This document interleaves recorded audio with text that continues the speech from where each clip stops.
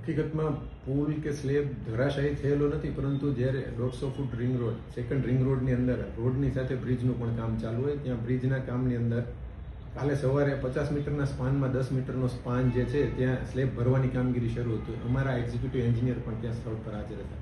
Slab ભરતા જ્યારે નીચેના સપોર્ટ હતા એમાં સહેજ ખસ્યો સપોર્ટ, એટલે સ્લેબ સહેજ બેન્ડ થયેલો, એટલે અમારા એક્ઝિક્યુટિવ એન્જિનિયરે તે એમને સંપૂર્ણ દૂર કરવા માટેની સલાહ આપેલી હતી અને એ પ્રમાણે સૂચના મુજબ જ એ સ્લેબને આખો હટાવી લેવાની કામગીરી એજન્સી દ્વારા કરવામાં આવેલ છે અને ત્યારબાદ નવેસરથી શરૂઆતથી એ સ્પાનની કામગીરી શરૂ થશે. ના, એવી કોઈ એ ટેકા જ હોય છે, એટલે ટેકામાં ઉપર જેમ વજન થતું જાય, સ્લેબનું વજન વધતું જાય, કારણ કે એપ્રોક્સિમેટ 200 ટનનો એ સ્લેબ થશે, એટલે સ્લેબનું વજન વધતું જાય જેથી ટેકા સેટલ થતા હોય. જેમ વજન વધતું હોય એમાંથી એક ટેકો જે હશે એમાં સહેજ પેલું થયેલું હશે, એટલા માટે આ સહેજ બેન્ડ થયેલો ને એમના આધારે આપણી સૂચનાને આધારે જ એજન્સીએ એ સંપૂર્ણ દૂર કરવાની કામગીરી કરેલી. કોઈ પણ પ્રકારની જાનહાનિ થયેલી નથી.